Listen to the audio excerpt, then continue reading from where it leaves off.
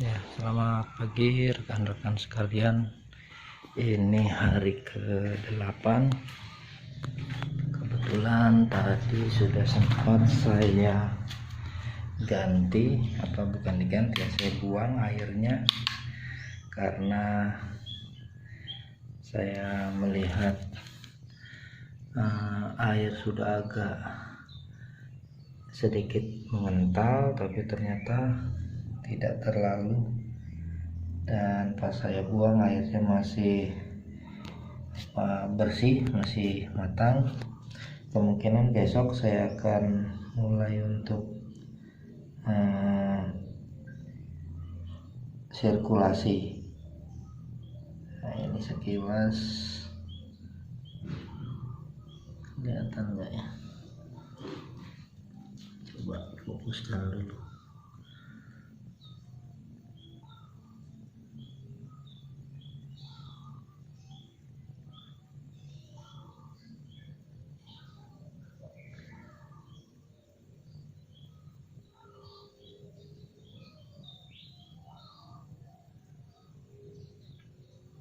Ikan sehat di sepanjang kolam.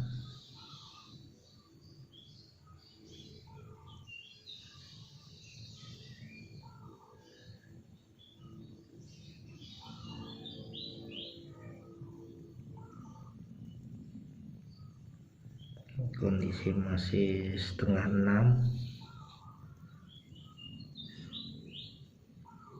Kondisi ikan alhamdulillah masih sehat walafiat di sepanjang kolam. Hanya kalau pagi memang mereka berada di atas disebabkan karena di bawah biasanya sudah kalah oksigen atau lumut kan mengeluarkan karbon dioksida, sehingga mereka harus ke bawah untuk mengambil oksigen. Oksigen terlalu di dalam air perebutan dengan lumut, dengan plankton, dan terutama dengan tumbuhan yang kalau malam mereka mengeluarkan oksigen, menghisap oksigen dan mengeluarkan karbon dioksida. Sedangkan kalau dari pagi, katakanlah dari jam 7 mungkin biasanya tumbuhan kembali akan menghisap karbon dioksida dan mengeluarkan oksigen, sehingga sangat bagus untuk manusia dan hewan. Baik, kondisi masih sehat. Mungkin besok akan saya sirkulasi. Tadi saya buang tapi tidak saya videokan karena saya sudah 2 kali memperlihatkan bagaimana cara membuang air, karena biasa saja hanya ditahan dengan pipa yang agak panjang agar tidak terlalu deras di dalam, sehingga ikan masih merasa nyaman.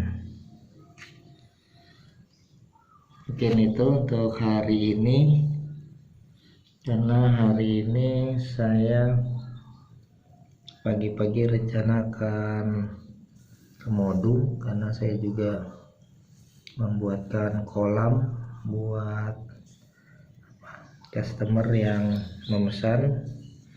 Mungkin nanti sekilas akan saya videokan sedikit untuk pembuatan kolam saya di Modung. Dan besok insya Allah hari Minggu saya akan coba melakukan riset dengan alat-alat yang sudah saya perlihatkan pada rekan-rekan di video yang sebelumnya. Karena itu jangan putus videonya, tonton dari awal video hasil pemijahan 1 hingga yang terakhir hari ini hingga selanjutnya, karena saya akan coba untuk sharing hal-hal yang bermanfaat untuk rekan-rekan sekalian, terutama untuk rekan-rekan pemula karena juga saya akan melakukan riset mengenai kadar amoniak. Kadar amoniak itu akan berhubungan dengan bakteri-bakteri yang hidup dan merusak, kasarnya bakteri patogen. Dia akan cepat sekali merusak air dan merusak fisiologis atau dari ikan lelenya sendiri, karena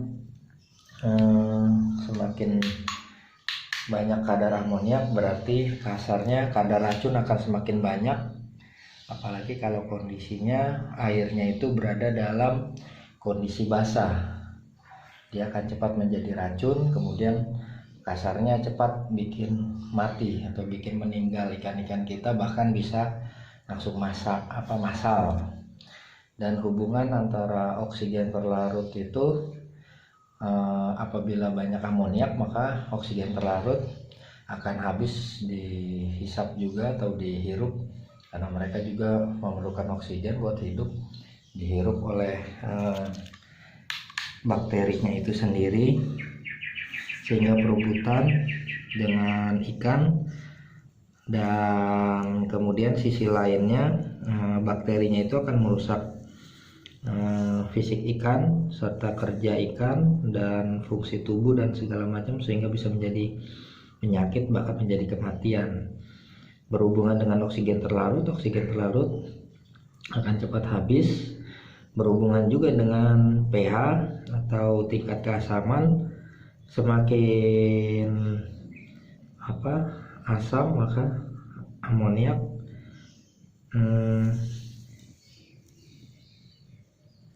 semakin basah, maksud saya amoniak akan semakin cepat menjadi racun. Begitupun asam, dia tidak cepat menjadi racun, namun prosesnya agak sedikit lebih lama daripada dalam kondisi basah. Nah, begitupun temperatur mempengaruhi ke oksigen terlarut, sehingga apabila panas suhunya, maka oksigen terlarutnya akan cepat lepas sehingga tidak mengikat di dalam air, sehingga lebih cenderung ikan kalau kekurangan oksigen terlarut dia akan cepat berada di dasar. Nah, seperti pagi-pagi ini contohnya, ini karena kekurangan oksigen terlarut di dalam air. Nah, gitu. Sehingga itu saling keterkaitan antara oksigen terlarut terhadap asam dan basa, kemudian berhubungan juga terhadap suhu, berhubungan juga terhadap kadar amoniak di dalam air. Itu saling berhubungan, dan kalau sudah tahu dasarnya menyatukannya, maka kualitas air akan terjaga dan ikan akan tetap sehat hingga panen. Itulah harapan kita semua sebagai pembibit atau pembesar lele peternak. Baik, mungkin itu sharing saya.